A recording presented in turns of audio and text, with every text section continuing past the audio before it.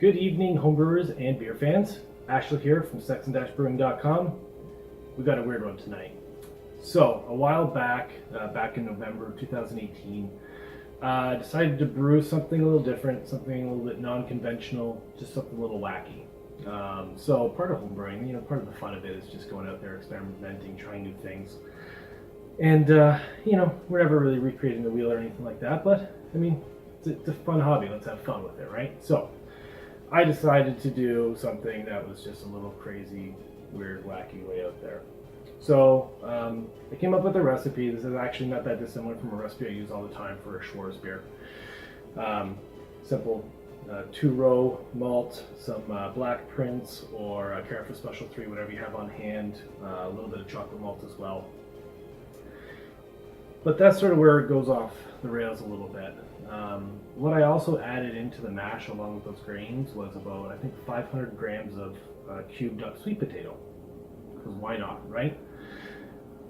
And then it went a little bit weirder from there too, because I took the mash volume of my water, I cut it in half. I used half water. The other half, I used root beer. Because why not?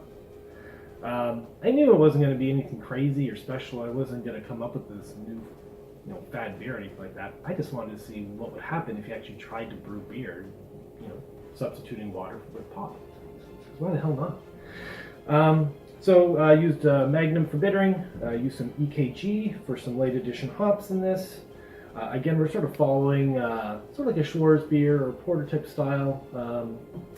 I didn't really have any decent yeast on hand. I would have preferred to use like Nottingham yeast or US 05, but all I had on hand was some S33 Belgian yeast. I don't know, why not, right? It's just an experimental beer anyways. So as expected with all the residual sugars from that pop, the original gravity was quite high. It started off at 1070. And then it fermented down. The lowest I can get it was 1020. So this finished off with a 6.5% ABV. So with a final gravity of 1020, it's going to be pretty sweet. My big worry was that, with all those residual sugars and whatnot, that there's going to, with bottle conditioning, that there's going to be a secondary fermentation in bottles. So I don't know. I haven't refrigerated this at all. This has been sitting around since early December of 2018. And that's about it. So recipe wise, I'm going to upload this to Sexton-brewing.com. So check the link down in the description. It'll take you there. But yeah, let's just get into it, and let's just hope it doesn't explode in my face. Oh yeah. Big hiss, and yeah, she wants to come out, but it wasn't a gusher or an exploder. Whoa.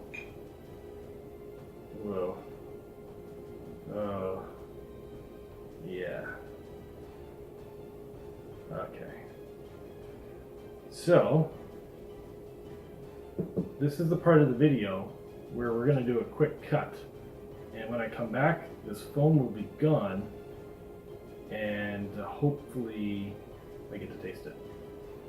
Okay, and we're back. So, didn't take too long. Just sort of scoop some of it out, pour the rest of it in, scoop a little bit out, no big deal.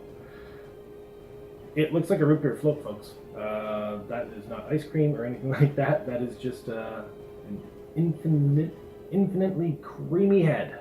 That is super dense bubbles, very active carbonation. The head itself, it's sort of like a light khaki, definitely slightly on the darker side of khaki there. And I can just see the streams of bubbles just coming up, just creating the head. If I were to let this sit, this head's not going to dissipate. It's just going to keep on growing. So it looks great, for being a severely adjunct beer. I'm surprised by the amount of head. But anyways, let's get a smell. Let's see what we get. So it's definitely sweet. You definitely get like this confectionery sweetness aroma off it. But I also get, I'm surprised. Whatever artificial flavors or additives or whatever's added to the root beer, some of that root beer aroma sort of comes through a little bit. It's actually quite an appealing aroma.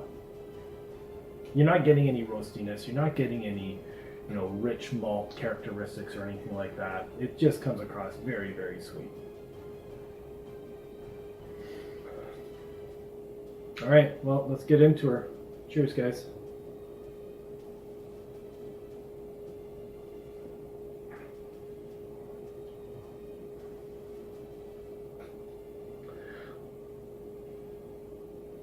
All right, it's not terrible. When you can say it's not terrible, it's not a bad thing. Sort of medium bodied, sort of. It's got a sort of a not a thickness or a viscosity to it, but it definitely has a slightly heavier mouthfeel to it. I'd say it's about medium bodied. Sort of drinks like a stout almost. I mean, mind you, this is just overly carbonated though, so you get a lot of that, like that spritzy effervescence on the back of the palate.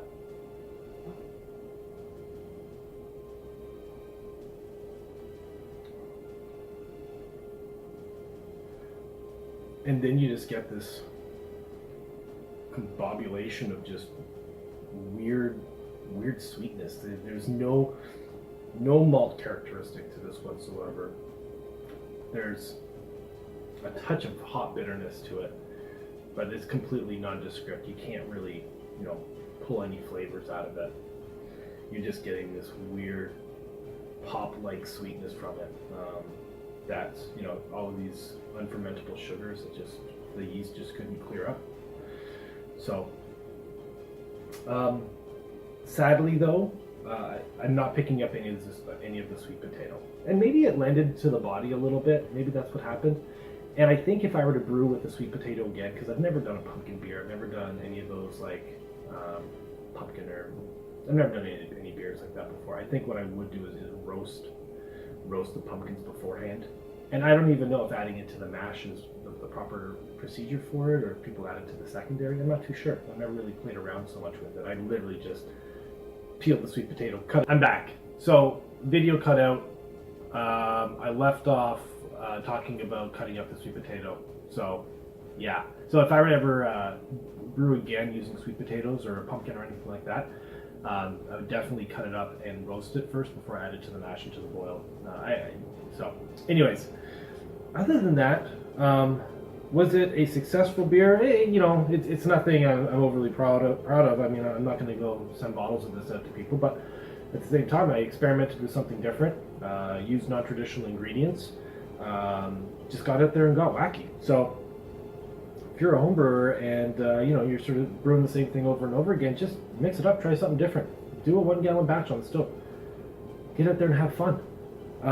With that said though, I think what I'd like to do is a small series of brews with using weird non-traditional ingredients. So if you've gotten to this point of the video and you're still watching, give me a comment down below. Like what would you like to see in a beer that's maybe something that you've never seen brewed with, or is non-traditional, or a good combination of things to put together, because I'd like to try it.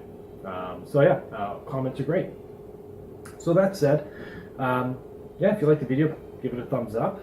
If you want to follow me and my homebrewing adventures, just subscribe to the channel. It'd be greatly appreciated. Tell your friends all about it.